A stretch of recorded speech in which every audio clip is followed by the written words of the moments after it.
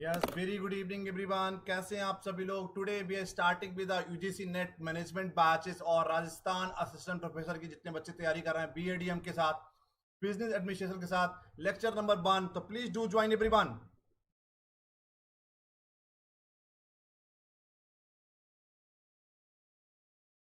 Please do join everyone now.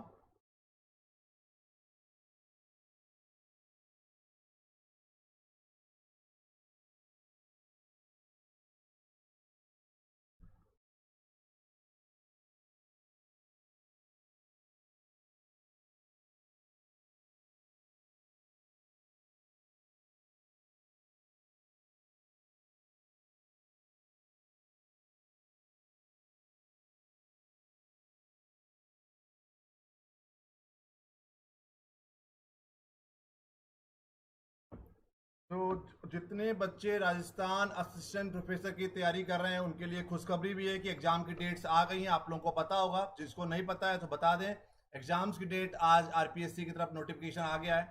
तो आप लोग जल्दी से आप जुट जाइए तैयारी करने में, सभी लोग विदाउट टाइम खराब किए। 22 सितंबर से लेकर 9 दिसंबर के बीच में, 22 सितंबर से लेकर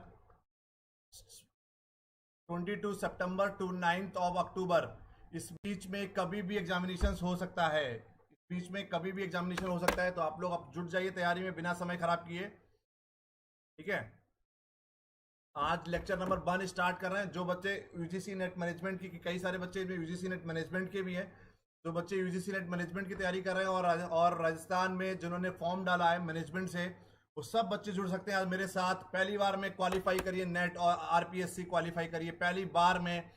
केवल जस्ट 90 डेज में you will be qualified RPSC in a very first attempt. पहले अटेम्प्ट में, पहली बार में क्वालिफाई करिए RPSC. Rajasthan public service commission या यूसी, सिलेबस सेम है आरपीएससी का और मैनेजमेंट का। जो बच्चों ने मैनेजमेंट से नेट क्वालिफाई किया है वही बच्चे राजस्थान में पेपर दे सकते हैं। तो आज का टॉपिक है ह्यूमन रिसोर्सेज मैनेजमेंट। यूनिट 1 का हम लोग पेपर 1 और पेपर 2 दोनों कंप्लीट करने वाले हैं पूरे। So all those candidates who are joining in a very first time, my name is Anubhav Singh. Since 11 years of teaching and research experience, पिछले 11 सालों से लगातार इंडिया के टॉप टीचिंग और रिसर्च ऑर्गेनाइजेशंस में काम कर चुके हैं। IIM Lucknow, Lucknow university, LPU, MIT university, Sharda, IFMTR, UP government, कई सारे स्टेट गवर्नमेंट और सेंट्रल गवर्नमेंट में काम कर चुके हैं। पिछले 11 सालों में 1000 से ज्यादा बच्चों को नेट जेआरएफ क्वालिफाई करा चुके हैं अकेले कॉमर्स, मैनेजमेंट और इकोनॉमिक्स में। Crack the UGC NET JRF 4 times in commerce and management. वैसे तो कई बार है, but in the last few years I have been qualify 4 times UGC NET JRF in commerce and management. Published more than 20 research paper in a top quality index journals like Scopus, Thomson Reuters, UGC Care, UGC Listed, MBA International Business, MCOM, IB, MA Economics and PhD Applied Economics। बच्चों हिंदी और English दोनों में पढ़ाया जाएगा, और जो बच्चे Hindi medium के उनको पूरा अलग से हिंदी मीडियम का नोट्स मिलेगा। ठीक है, इंग्लिश मीडियम वालों के लिए इंग्लिश मीडियम का नोट्स मिलेगा, हिंदी मीडियम वालों के लिए हिंदी मीडियम का नोट्स मिलेगा। आज का टॉपिक है ह्यूमन रिसोर्सेज मैनेजमेंट। एक बार सब लोग हाई हेलो कर दो, कौन कौन जुड़ा है। Please join everyone. एक बार हाई हेलो कर दीजिए जो लोग भी ऑनलाइन जुड़े हैं।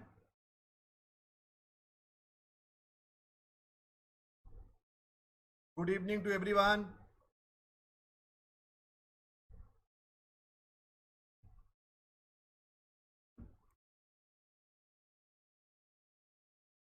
टॉपिक है ह्यूमन रिसोर्सेज मैनेजमेंट। बिल्कुल बेसिक से लेकर चलेंगे, बेसिक से लेकर एडवांस तक की जाएंगे हम लोग। एक एक टॉपिक अगले 3 महीने में पूरा सिलेबस यूजीसी नेट मैनेजमेंट का और आरपीएससी का कंप्लीट कराने वाले हैं हम लोग। इस कोर्स की वैलिडिटी तब तक की एग्जामिनेशन नहीं होगा जब तक कि आपको कंप्लीट कराया जाएगा। इसके अलावा अगर जो बच्चे नेट के लिए अप्लाई कर रहे हैं, जब तक कि नेट क्वालिफाई नहीं होगा, जब तक कि आप लगातार जुड़ सकते हैं मेरे साथ। पेपर पेपर आपको अपडेट पता ही है, 22 सितंबर से लेकर 9 अक्टूबर के बीच में पेपर हो जाना है। तो जो बच्चे आरपीएससी की तैयारी कर रहे हैं उनके लिए भी एक बहुत बड़ी अपॉर्चुनिटीज है। जो बच्चे नेट की तैयारी कर रहे हैं मैनेजमेंट के साथ, उन दोनों के लिए बहुत बड़ी अपॉर्चुनिटीज है। पहली बार में नेट क्वालिफाई करिए, पहली बार में आरपीएससी क्वालिफाई करिए मेरे साथ, गारंटेड। आज बात कर रहे हैं हम लोग ह्यूमन रिसोर्सेज मैनेजमेंट की। ह्यूमन रिसोर्सेज मैनेजमेंट क्या होता है? It is a process of employing the people, training them, compensating them, developing policy relating to them, developing strategies to retain them. Human resources management, मानव संसाधन, right person at the right place at the right job. अगर हम लोग एक line में अगर definition की बात करें ह्यूमन रिसोर्सेज की, तो जो वो डिफिनेशन क्या है? Right place at a right time at a right. ठीक है, तो right man at right place at right time. और तो कहीं ना कहीं आपको सही समय पर सही नौकरी करना और सही इंसान को रिक्रूट करना, that is all about the human resources management. तो HRM is the backbone of in HRM is the backbone of any organisation. तो ह्यूमन रिसोर्सेज मैनेजमेंट एक बैकबोन है दुनिया का कोई भी संगठन। All those organisation who just want to be get it certain success in the market, जो भी संस्थाएं, जो भी संगठन, जो भी ऑर्गेनाइजेशंस मार्केट में सक्सेस पाना चाहते हैं, they have to be recruit the very skilled employees. Without the perfect HRM, एक बिना without perfect HRM you can not run your business in a long run. So human resources is the process of employing the people, लोगों को नौकरी पर रखना, training them, उनको training देना, compensating them, उनको कंपनसेट करना, उनको पैसे देना, सैलरी देना, developing the policies related to them, उसके अलावा पॉलिसीज को डेवलप करना, developing the strategies to retain them, और लगातार ऐसी एचआर पॉलिसी बनाना जिससे कि आप अपने एम्प्लॉयज को लगातार लंबे समय तक की रिटेन करते रहें। As a field, HRM has undergone many challenges over the last 20 years. हम लोगों को पता है पिछले 20-30 सालों में बहुत ज्यादा चैलेंजेस देखने को मिले हैं, giving it is even more important roles in a today organization. In the past, HRM means processing payroll, sending birthday gift to the employees, arranging company outings, making some sure forms were filled out correctly. पहले, आज से 20 साल 30 साल पहले जो HRM की definition थी, अब पूरी तरह से बदलाव चेंज हो चुकी है। बिकॉज अर्लियर एचआरएम बहुत वेरी लिमिटेड रोल, बहुत लिमिटेड रोल हुआ करता था एचआरएम का, बट नाउ डेज एचआरएम का बहुत बड़ा रोल है, बहुत वाइड रोल है, starting from the recruiting to आपको एग्जिट इंटरव्यू। आज से 20 साल पहले 30 साल पहले एग्जिट इंटरव्यू टाइप का कोई भी कॉन्सेप्ट नहीं था। आज के टाइम में हम लोग चाहते हैं कि एक बार इंसान को रिक्रूट कर लें तो उसको लंबे समय तक की रिटेन करके रखें। तो HRM is playing the very vital role, बहुत बड़ा एक रोल प्ले कर रहा है एक ऑर्गेनाइजेशन की सक्सेस के लिए। तो एचआरएम क्या है? एचआरएम ह्यूमन रिसोर्सेज मैनेजमेंट, मानव संसाधन किस तरीके से आपको एचआरएम मेंटेन करना है ताकि you can employ the peoples, you can train the people, you can appraise the performance, that is called performance appraisal, you can develop the policies. Sometimes we have to be develop the policies. हम लोग ऐसी policies develop करें, ऐसी strategies develop करें जिससे उनको लंबे समय तक की अपने साथ जोड़ के रख सकें। Role of the HRM. Keep in mind that many functions of HRM are also takes the other department managers perform, which is what makes the information important. Despite the career path taken, most expert agrees on 7 main roles that HRM plays in the organizations. तो कई सारे role हैं HRM के, आगे हम बताएंगे। What are the functions of HRM? We have managerial function, we have operating function.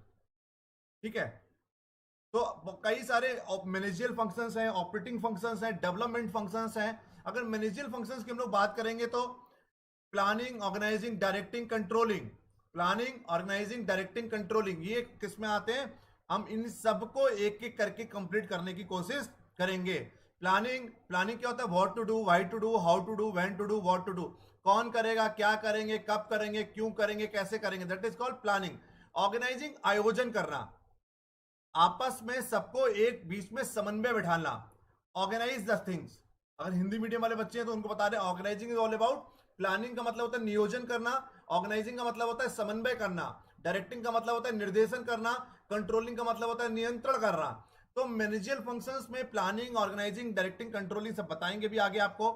Operative functions में staffing, development, compensation, motivation, maintenance and integration. Operating functions of HRM, staffing, development, compensation, motivation. Staffing क्या होता है? Job, staffing के अंदर क्या आएगा? Job analysis, HRP, human resources planning, recruitment, selection, placement, induction, internal mobility. Development में competency profiling, training and development, performance and potential management, career management, 360 degree feedback. Compensation में job design, work scheduling, job evaluation, compensation administration, incentive and benefit. ठीक है, ये सब कुछ एक एक करके सब कुछ बताएंगे। आगे मेंटेनेंस और इंटीग्रेशन। मेंटेनेंस में हम लोग एम्प्लॉयज की हेल्थ के बारे में बात करेंगे, सेफ्टी की बात करेंगे, वेलफेयर की बात करेंगे, सोशल सिक्योरिटीज की बात करेंगे। तो मेंटेनेंस में we have to be maintenance the our employees also, because all those persons who are working in the organisation, जितने के जितने लोग एक संगठन में, एक संस्था में जो काम कर रहे हैं, they are working to achieve the organisational goal.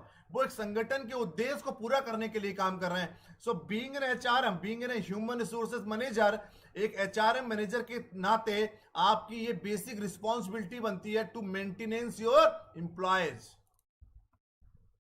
Next हुआ employment relations, grievances, discipline, trade union, participation, collective bargaining. तो ये हम लोग कह सकते हैं, ये कुल मिलाकर ये मेरा सिलेबस भी है, एक मेरा सिलेबस भी, इतना सब कुछ आपको एचआरएम के अंतर्गत हम पढ़ाने वाले हैं।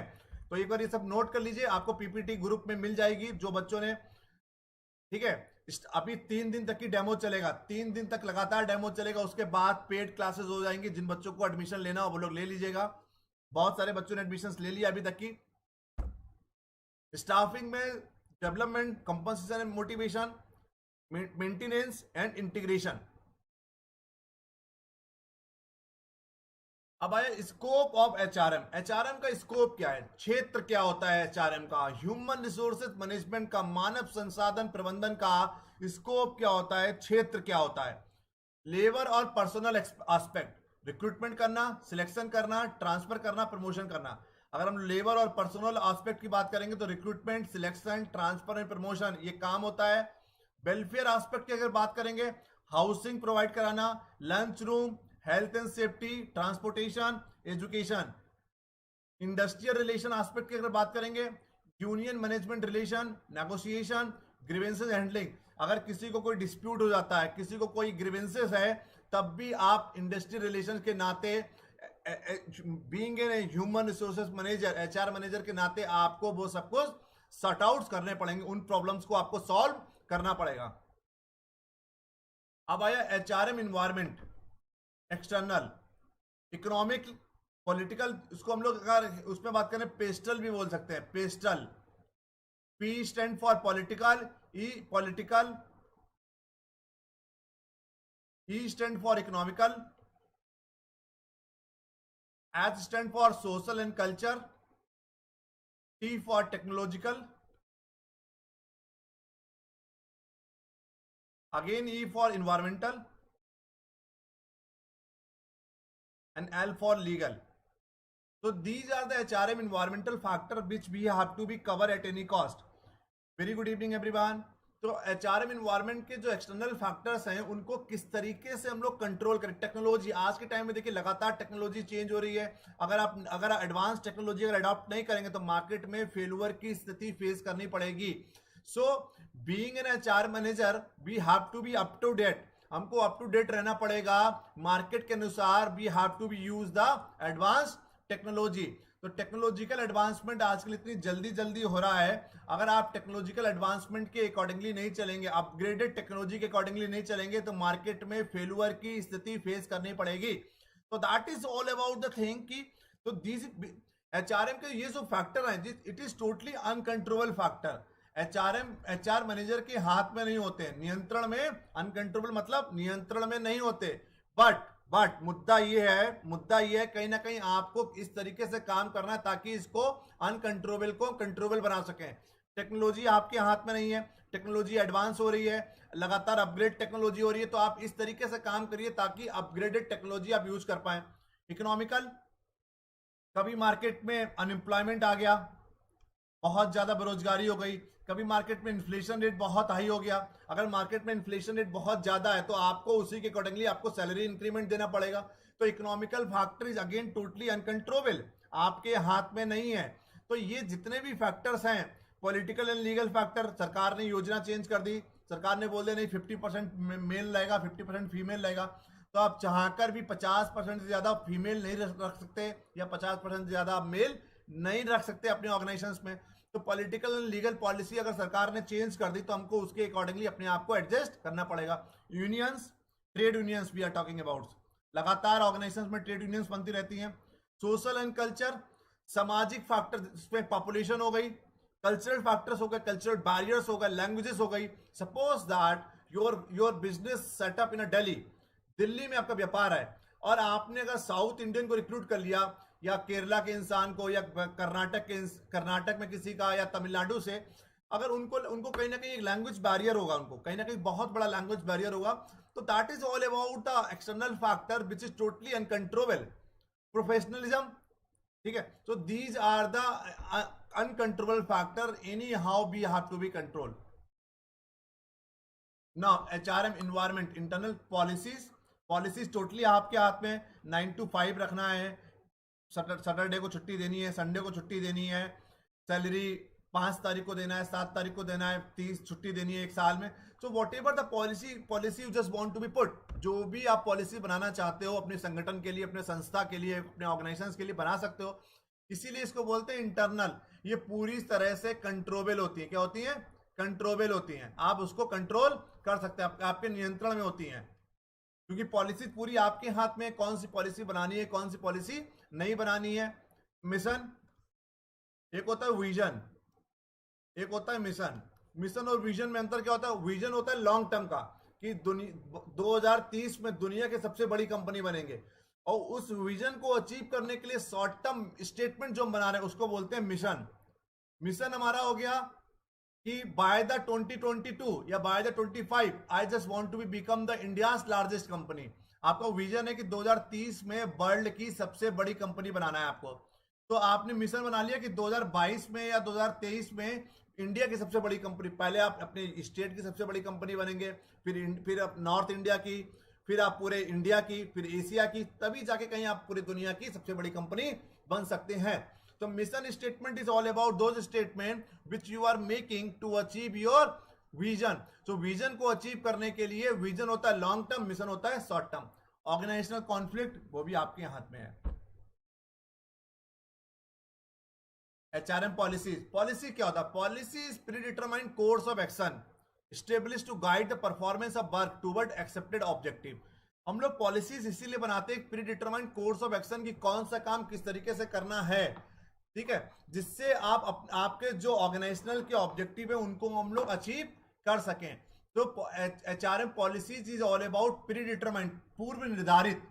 जो हिंदी मीडियम के बच्चे हैं उनको भी समझ में आना चाहिए, साथ साथ हम हिंदी बोलते जा रहे हैं, बोलते पूरा हिंदी रहे हैं, ठीक है। तो पूर्व निर्धारित होती है हमारी, ठीक है।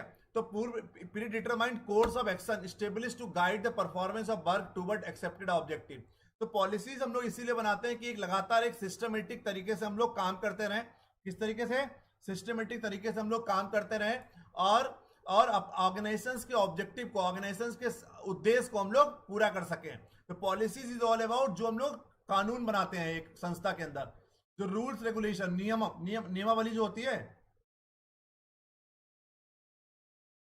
That is called policies. इंपॉर्टेंसी क्या होती है पॉलिसीज? क्लियर थिंकिंग, बिल्कुल क्लियर सोच होना चाहिए, आपकी पॉलिसी बिल्कुल क्लियर होनी चाहिए, आपको भी पूरी क्लियर होनी चाहिए, और जो संगठन में, जो संस्था में, जो ऑर्गेनाइजेशंस में, all those persons who are working, जो संगठन और संस्था में जो काम कर रहे हैं उनको भी बिल्कुल क्लियर थिंकिंग होनी चाहिए, बिल्कुल क्लियर सोच होनी चाहिए कि व्हाट एक्चुअली मैनेजमेंट आपसे क्या चाहता है। तो एक पॉलिसी बिल्कुल, अगर आपने लिख दिया कि 9 से 5 की नौकरी है, 1 घंटे का बीच में लंच रहेगा, 6 दिन आपको काम करना है, तो जो भी है 6 दिन काम करना है, संडे की छुट्टी रहेगी। अगर आपने संडे की छुट्टी नहीं लिखा, बोला 6 दिन काम करना है एक सप्ते में, तो इंसान को समझ में नहीं आएगा कि 6 दिन काम तो करना है। तो कोई मंडे को छुट्टी ले लेगा, कोई ट्यूसडे को छुट्टी ले लेगा, कोई वेडनेसडे को छुट्टी ले लेगा, depending on their comfortability.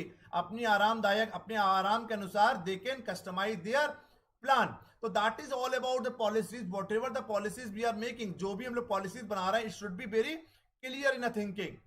Uniformity in consistency of the admin, एक यूनिफॉर्मिटी होनी चाहिए, एक जैसी पॉलिसी होनी चाहिए, एक संगठन में बहुत सारे डिपार्टमेंट होते हैं, मार्केटिंग भी है, एचआरएम भी है, फाइनेंस भी है, ऑपरेशन भी है, प्रोडक्शन भी है, रिसर्च भी है। तो एक संगठन में बहुत सारे विभाग है, बहुत सारे डिपार्टमेंट्स हैं। तो policy should be uniform for all the department. एक जैसी पॉलिसी पूरे डिपार्टमेंट के लिए होगी। ऐसा नहीं है कि मार्केटिंग वाले 5 दिन काम कर रहे हैं, एचआर वाले 6 दिन, फाइनेंस वाले 7 दिन। It should not be like this, ऐसा नहीं होना चाहिए। सेंस ऑफ सिक्योरिटी, एक पॉलिसी ऐसी होनी चाहिए जिसमें एक सिक्योरिटी फील हो, कि जो इंसान आपके यहाँ काम कर रहा हो उसको जॉब सिक्योरिटी फील होना चाहिए। Control, it should be in a control of the manager.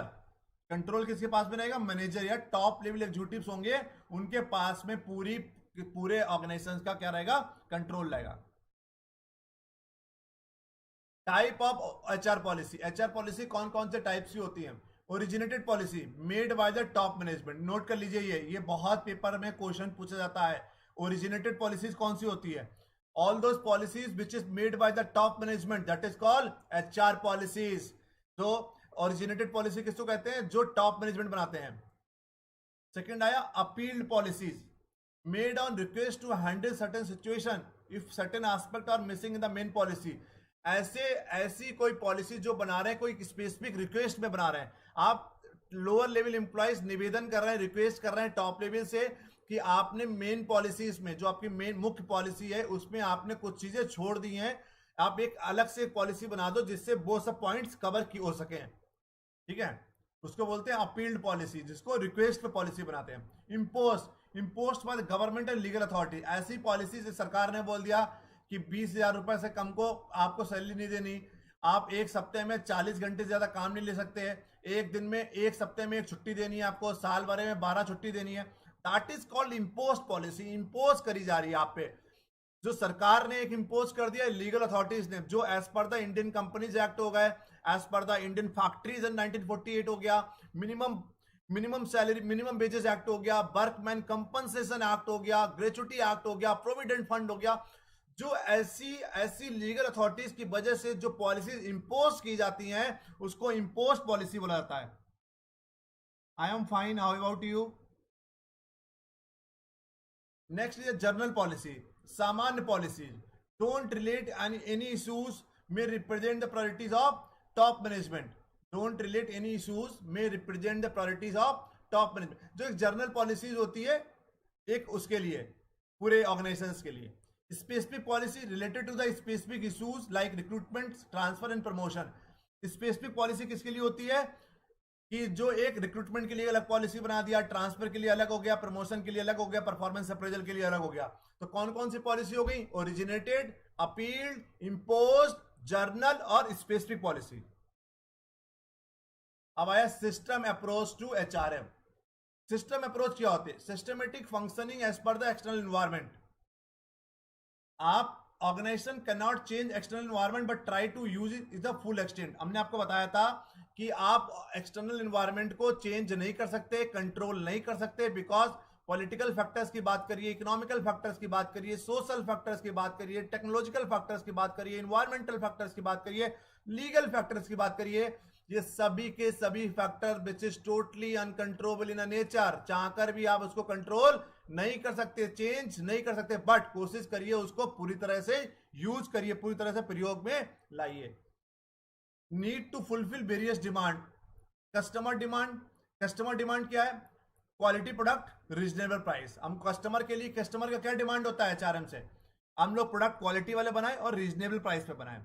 Employees की क्या डिमांड होगी? हायर वेजेस, ज्यादा से ज्यादा सैलरी मिले और स्टेबल एम्प्लॉयमेंट, बहुत जल्दी जल्दी नौकरी से ना निकाला जाए। ऐसे संगठन, ऐसी संस्थाएं जहां पे बहुत जल्दी जल्दी नौकरी से निकाला जाता है, ऐसे संगठन की, ऐसे संस्थाओं की, ऐसे ऑर्गेनाइजेशंस की मार्केट में इमेज बहुत ज्यादा खराब होती है। So we have to be make the policy in a such a manner, so it should be very good retention policy। तो रिटेंशन रेट अच्छा करने के लिए आपको पॉलिसी अच्छी बनानी पड़ेगी, अप्रोच अच्छी रखनी पड़ेगी। गवर्नमेंट की क्या डिमांड होती है? पेमेंट ऑफ टैक्सेस, समय से टैक्स पे करिए। कंप्लायंसेस ऑफ वेरियस लॉज, जो भी whatever the compliances of government we have to be fulfil at any cost. सरकार यही मांग करती है संगठन से, संस्था से, ऑर्गेनाइजेशन से, कि आप सभी कंप्लायंसेस को पूरा करिए। तो proper management of all the activities is very crucial. तो सिस्टम अप्रोच एचआरएम की ये कहती है कि एक आपको एक्सटर्नल इन्वायरमेंट की as per the external environment आपको काम करना है। ऑर्गेनाइजेशन एक्सटर्नल इन्वायरमेंट को चेंज नहीं कर सकता है, बट उसको पूरा यूज करने की कोशिश करिए। Being in a system approach, we have to be fulfill the various demand, customer demand, employees demand, government demand. Customer demand में quality product, reasonable price, employees demand, salary ज्यादा दीजिए, उनको ज्यादा पैसा दीजिए, स्टेबल डिमांड रहे, स्टेबल एम्प्लॉयमेंट रहे। Government demand क्या होती है कि टैक्सेस उनको समय से पे करिए, कंप्लायंसेस ऑफ वेरियस लॉज। सब लोग एक बार, जो लोग पहली बार बच्चों जुड़ रहे हैं, all those candidate who are joining the very first time, please do like and subscribe my channel. So I'm just requesting you again, please do like and share and subscribe my channel, ताकि आप लोगों को हर बार notification मिलता रहे। लगातार 5:30 बजे class चलेगी जब तक कि राजस्थान असिस्टेंट प्रोफेसर का एग्जामिनेशन नहीं होता। टाइमिंग थोड़ी चेंज हो सकती है, लेकिन रेगुलर क्लासेस चलेगी, रोज क्लास चलेगी, और अगले 90 दिन 100 दिन में पूरा का पूरा सिलेबस हम लोग कंप्लीट करा देंगे। तो जिन बच्चों ने अभी तक की एडमिशन नहीं लिया है, तो विदाउट वेस्टिंग योर टाइम,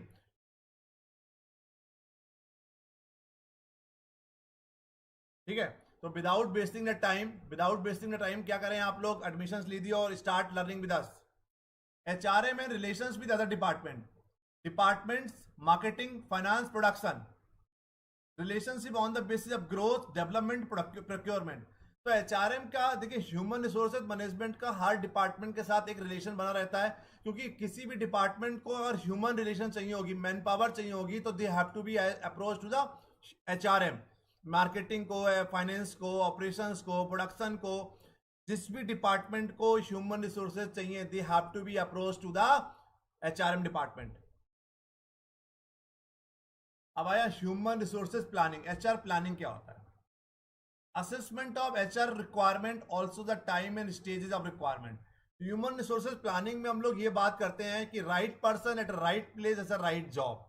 सही इंसान सही जगह पे सही समय पर अगर नियुक्ति करना, ये एचआर प्लानिंग का मेन ऑब्जेक्टिव होता है। डेफिनेशन क्या है? HRP is defined as a process by which management determine how an organisation should move from HRP is defined as a process by which management determine how an organization should move from its current manpower position to its desired manpower position। मतलब आपकी current manpower position क्या है और desired man power कहां पर अपने आप को पहुंचाना चाहते हो।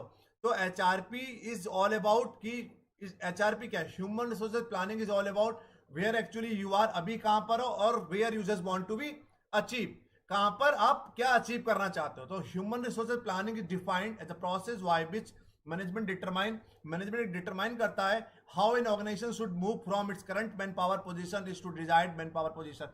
गूगल मीट पर अभी नहीं पढ़ाएंगे, क्योंकि आप बहुत सारे बच्चों का लेक्चर छूट जाता है। तो यूट्यूब पर एक ऑप्शन है कि आप लोग बाद में भी लेक्चर देख सकते हो, बट गूगल मीट पर एक बार आपका छूट गया, रिकॉर्डिंग नहीं होता, तो आप लोग बाद में लेक्चर नहीं देख सकते। That is the only reason I have opted for the YouTube live. Objective of HRP to ensure the optimum use of existing HR. आपके जो एग्जिस्टिंग एचआर है उनका ऑप्टिमम यूज कर पाए, मैक्सिमम नहीं, not minimum not maximum. Maximum use करेंगे that is called harassment हो जाएगा, मिनिमम करेंगे तो दिक्कत हो जाएगी। तो we should use the optimum use of existing HR to forecasting the future requirement of the HR. हम लोग को अनुमान लगाना है भविष्य में जितनी मानव संसाधन का जरूरत है, to forecasting the future requirement for HR. So whatever the future requirement you have to be forecast। हम लोगों को अनुमान लगाना होगा कि भविष्य के लिए कितनी HRM की जरूरत है। To provide the control measures to ensure that necessary HR are available as and when required। आपको कंट्रोलिंग मेजर करना पड़ेगा, आपको एक इस तरीके से अपना एक संगठन में HRM मेंटेन करना है ताकि आपके यहाँ एक नेसेसरी जितने लोग जरूरत है उतने लोग आपके यहाँ हमेशा रहें। To assess the surplus and shortage of the HR. अगर सरप्लस है तो क्या करेंगे? Down sizing. अगर शॉर्टेज है तो रिक्रूटमेंट करेंगे। अगर ज्यादा लोग हैं तो क्या करेंगे? आप क्या करिए? रिट्रेंचमेंट कर दीजिए, वर्किंग और कम कर दीजिए। अगर मान लीजिए, बट अगर शॉर्टेज है तो क्या करेंगे? रिक्रूटमेंट करेंगे। To anticipate the impact of technologies on jobs and HR. being an HR manager, this is our basic responsibility. This is our basic responsibility to anticipate the impact of the technologies on jobs and HR.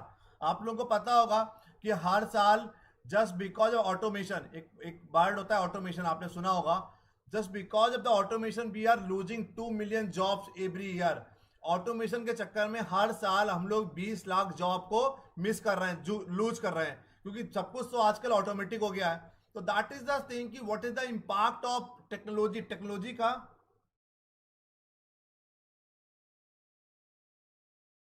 तो technology को किस तरीके से use करना है आपको, किस तरीके से यूज करना है आपको, ताकि आप एंटिसिपेट कर सकें, एक प्रिडिक्शन लगा सकें कि जॉब्स पे उनका क्या इंपैक्ट पड़ेगा, एचआर पे क्या इंपैक्ट पड़ेगा.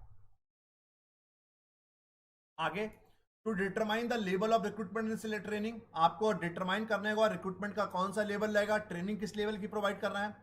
To estimate the cost of the HR and housing needs of employees, we have to be see the कि कॉस्टिंग कितना है और हाउसिंग नीड्स ऑफ एम्प्लॉइज किसको एचआर है, human sorry house rent allowance या होम रेंट अलाउंस किसको किसको देना है. To provide the basis of the MDP management develop programme, हम लोगों को किसको किसको मैनेजमेंट डेवलपमेंट प्रोग्राम देना है, MDP management development programme, to meet the needs of expansion and diversification of the programme. Okay, तो these are the objectives of the HRP. Now what are the importancy of HRP, क्या क्या इंपॉर्टेंसी है. Future personal needs, भविष्य की personal needs को पूरा करते हैं. Creating the highly talented personnels, हम लोग कोशिश करते हैं कि highly talented, creating the highly talented personnels. Okay, तो हाईली टैलेंटेड पर्सनल्स को आपको क्रिएट करना है, because we always try to create the highly talented और मोस्ट कैपेबल इंसान को अपने रिक्रूटमेंट में, अपने रिक्रूटमेंट के थ्रू अपने ऑर्गेनाइजेशंस में भर्ती करने की कोशिश करते हैं. We always try to get it the high quality and the high capacity candidate. International strategies को हम लोग फॉलो कर सकते हैं. Foundation of the personal functions, resistance to change and move. Suppose that resistance to change and move का मतलब है, suppose that you are requiring any change, आपको अगर कोई बदलाव चाहिए तो ऐसी आप एचआर पॉलिसी बनाइए ताकि आप उन बदलाव को, उन चेंजेस को उसके अकॉर्डिंगली अपने आप को एडजस्ट कर सकें. अब आया, तो यहां पर आयुषी आप राइट डाउन कर सकते हो, लिख सकते हो. आप जो भी क्वेरी लिखोगे, I will try to resolve your query as per my capacities. Factor affecting the HRP, human resources planning, outsourcing, environmental uncertainties, organisational growth cycle and planning. HRP को कौन कौन से फैक्टर, आउटसोर्सिंग, आज के टाइम में outsourcing एक बहुत बड़ा रोल प्ले करता है. इन्वायरमेंटल अनसर्टेनिटीज, अनिश्चितताएं, पर्यावरण की कितनी सारी अनिश्चितताएं हैं जिसकी वजह से एचआरपी अफेक्ट होती है. Organisational growth cycle and planning, organisation ने ग्रोथ किया, ऑर्गेनाइजेशन ने एक, मान ली पहले आपका एक ब्रांच चल रही थी, अब आपने एक ब्रांच की जगह 2 ब्रांच और खोल दिया, तो आपको और नए लोगों की जरूरत पड़ेगी, नए रिक्रूटमेंट करनी पड़ेगी. या आपने तो automatically if you are expanding your businesses, then what actually you have to do, you have to be hire certain new person. तो कहीं ना कहीं हम लोगों को क्या करना है कि factor affecting the HR, organisational growth cycle affect करती है, आउटसोर्सिंग अफेक्ट करता है और इन्वायरमेंटल अनसर्टेनिटीज. अब आया HR programming. Once the organisation HR demand and supply और फॉरकास्ट, हमने एक बार एचआर की डिमांड और सप्लाई को फॉरकास्ट कर लिया, अनुमान लगा लिया कि मार्केट, आपकी संस्था में डिमांड कितनी है और आपके पास सप्लाई कितनी है. डिमांड मान लीजिए 50 लोगों की है, सप्लाई 40 लोगों की है, तो 10 लोगों को रिक्रूट कर लीजिए. अगर सप्लाई 50 लोगों की, डिमांड 40 लोगों की, तो 10 लोगों को नौकरी से निकाल दीजिए या वर्किंग आवर कम कर दीजिए, वर्किंग आवर कम कर दीजिए. तो that is all about the once the organisational HR demand and supply और फॉरकास्ट. एक बार आपने अनुमान लगा लिया डिमांड एंड सप्लाई का, two must be reconciled and balance in order that vacancies can be filled by the right employees at the right time. हम लोगों को उसके बाद वैकेंसीज को फिल्ड करना है ताकि सही इंसान सही समय पर काम करे. HR plan implementation require converting an HR plan into the action. बाद में हम लोग फाइनली क्या करेंगे, एचआर प्लान को इंप्लीमेंट करेंगे, रिक्रूटमेंट करेंगे, ट्रेनिंग करेंगे, succession plan, whatever the tools and techniques are require. अगर रिक्रूटमेंट की रिक्वायर्ड होगी तो रिक्रूटमेंट करेंगे, ट्रेनिंग की रिक्वायरमेंट होगी ट्रेनिंग करेंगे, परफॉर्मेंस अप्रेजल की रिक्वायरमेंट होगी परफॉर्मेंस अप्रेजल करेंगे. दैट इज कॉल्ड कि कि एचआर प्लान को कन्वर्ट करिए एक्शन में, that is called implementation. So this is all about the HRP process, environment, organizational objective and policy, HR need forecast, HR supply forecast, HR programming बता दिया, HR planning, implementation, control evaluation, surplus और shortage. Shortage है recruitment selection, surplus है तो retrenchment, layoff, retrenchment कर सकते हैं, layoff कर सकते हैं, working hour कम कर सकते हैं. This is all about the HRP process which I was talking about since last 10 minutes.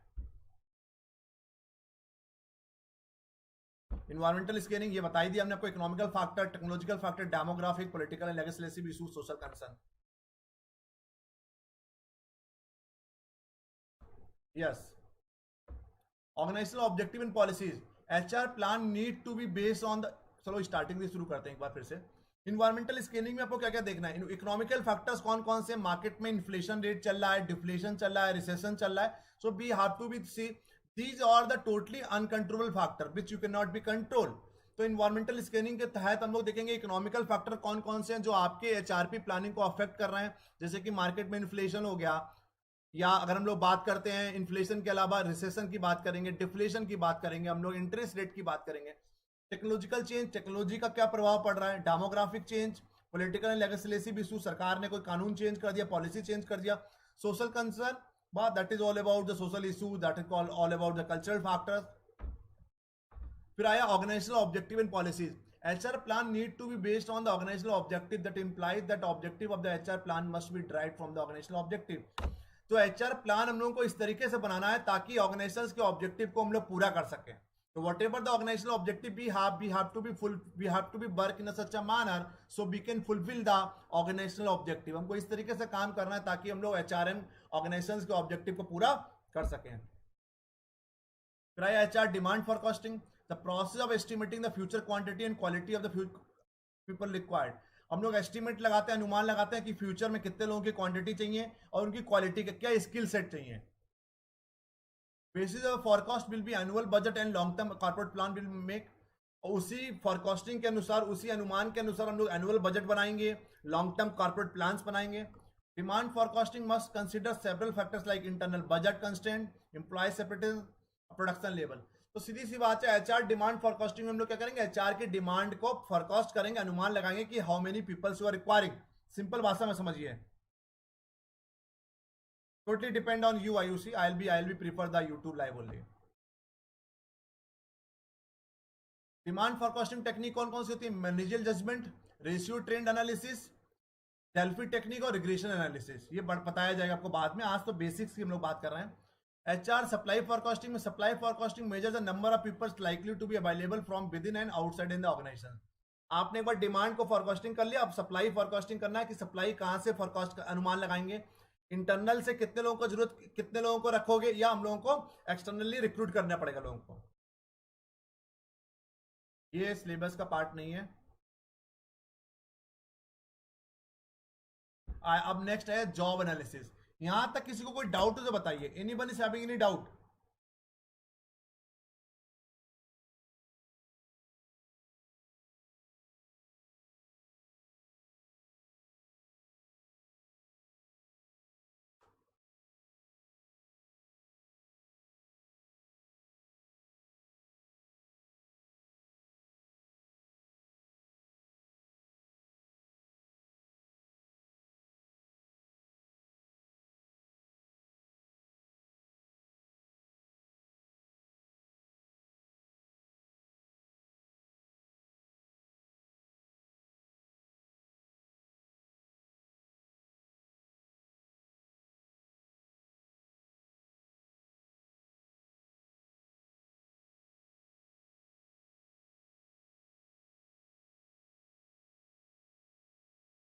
चलिए आगे बढ़ते हैं. Job analysis. तो जॉब एनालिसिस क्या होता है? Job analysis the process of collecting the job related information. Such information help the preparation of job description and job specification. तो job analysis से हम लोग क्या करते हैं? जॉब एनालिसिस से हम लोग इंफॉर्मेशन कलेक्ट करने की कोशिश करते हैं जॉब के बारे में. उसी उसी उसी इंफॉर्मेशन से हम लोग क्या बनाते हैं? जॉब डिस्क्रिप्शन और जॉब स्पेसिफिकेशन, जेडी और जीएस. तो job analysis is the process of collecting the job related information.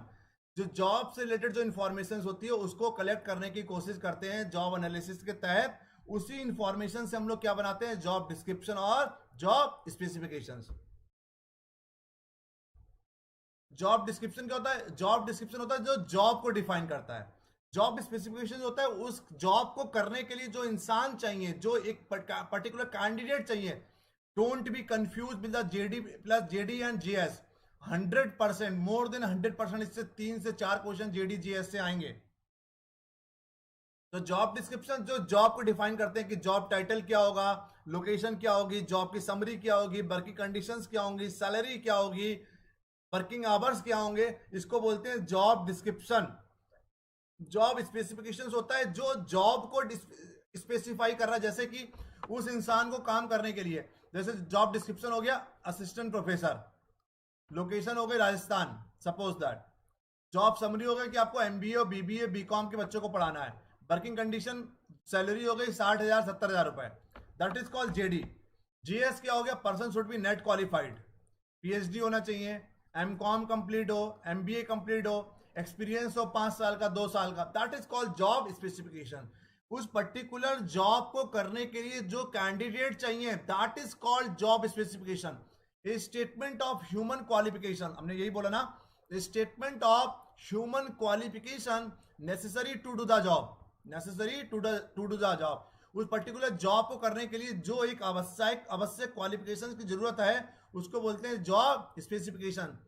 Usually contain item such as education, experience, training, communication skills, that is all about the JS. तो don't be confuse with the JD and GS.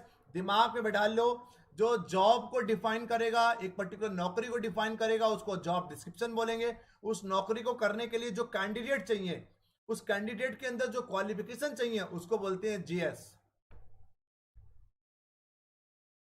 अब आया purpose of job analysis, human resources planning के लिए, human resources planning,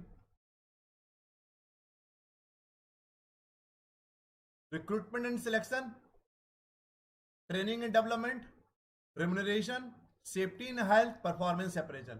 तो these are the 6-7 point जिसके लिए हमको job analysis करना पड़ता है।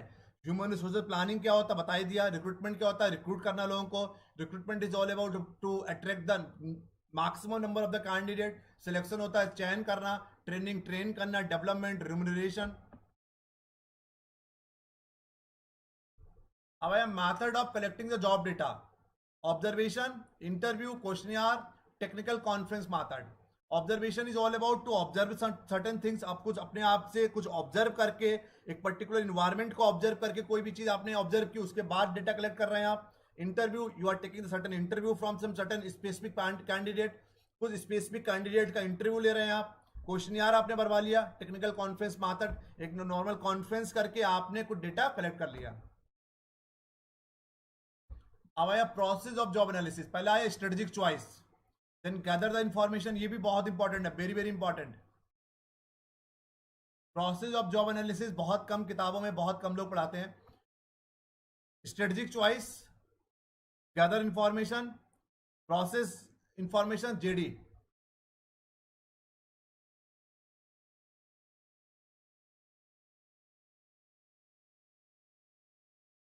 ठीक है, strategic choice is the very fast, then in gathering the information, information gather करेंगे, फिर process the information, then JD.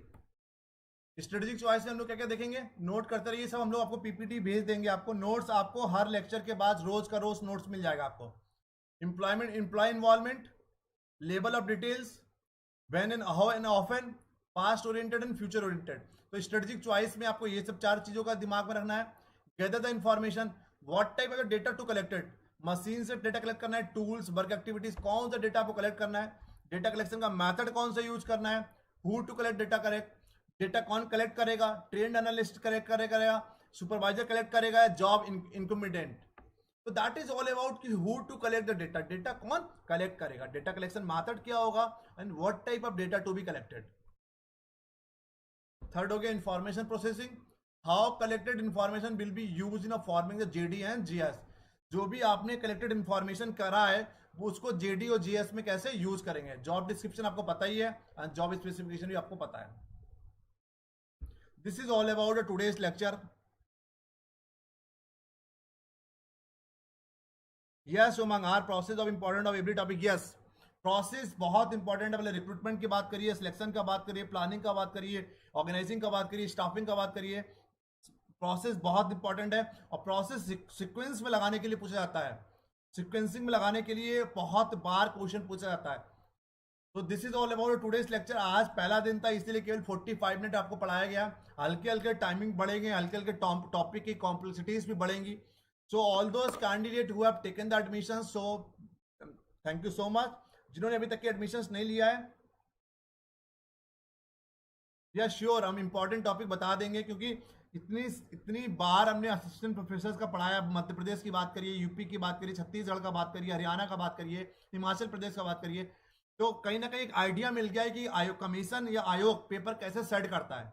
Paper बहुत इजी आता है, मेरिट बहुत हाई जाएगी, ये समझ लीजिए आप। पेपर बिल्कुल सिंपल पेपर आएगा राजस्थान का, और मेरिट बहुत हाई जाएगी। बट तो ये है कि आपको केवल याद करना, चीजें रटना है। You have to recall each and everything actually. So once again, thank you so much for joining. Anyone is having any doubt, please do ask me.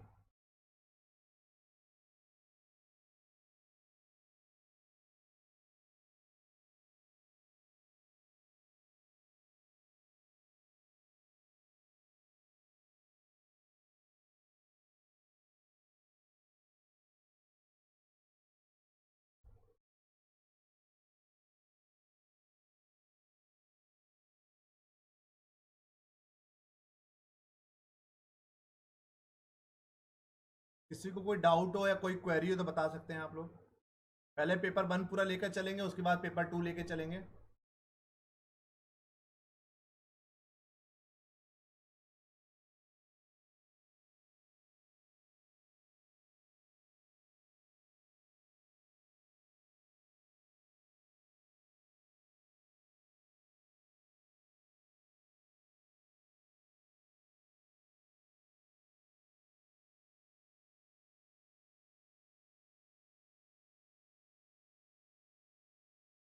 So once again, thank you so much for joining बच्चों। Take care, good bye. Still anyone is having any doubt, कोई query हो तो please पूछ सकते हैं आप लोग।